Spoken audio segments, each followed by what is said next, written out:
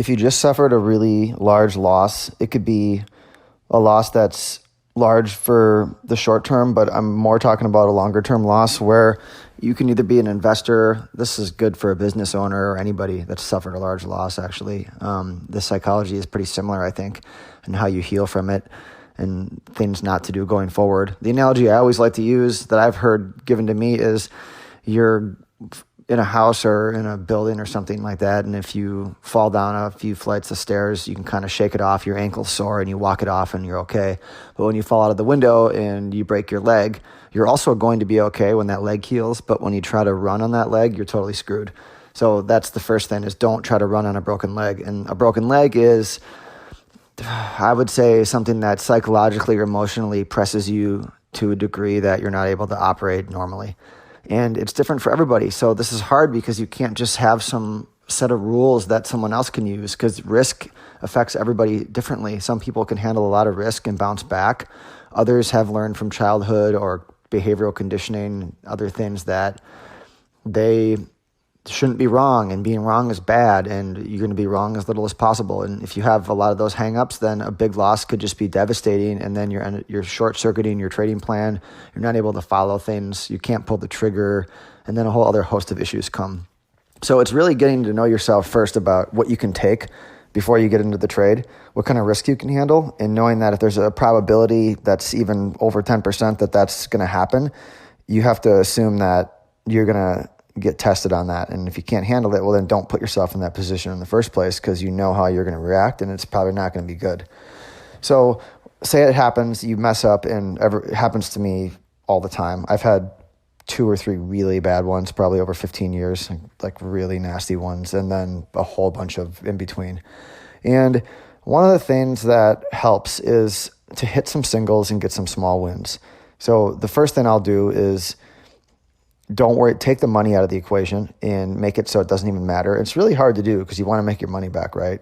But time will heal the loss once you get out. So get out of the loss, clear your head. For me, a lot of times I need to have a day off, or even if it's really bad, I need to have a week off and let it kind of just simmer a little bit and get out of it.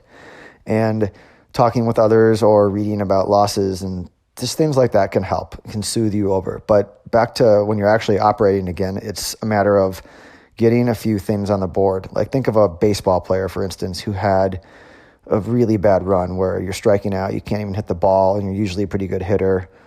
You're demoralized. Well, the first thing you want to do is you bunt the ball, draw a walk, make a good catch in the outfield, which means in our translation, take your losers on time. Follow a plan, get out the piece of paper, write down what you're going to do for the day, see if you can stick to it. Just little things like get on track, get a small victory, hit anything. Even I don't care if you get in and get out too early, it's great. It's a single.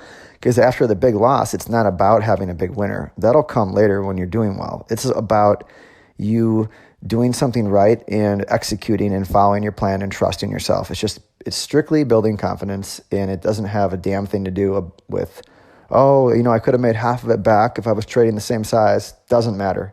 You already blew that privilege when you took a huge loser, and now you got to dig your way out of it, and you have to do it in a way that works, and fighting against that human tendency to want to get it all back.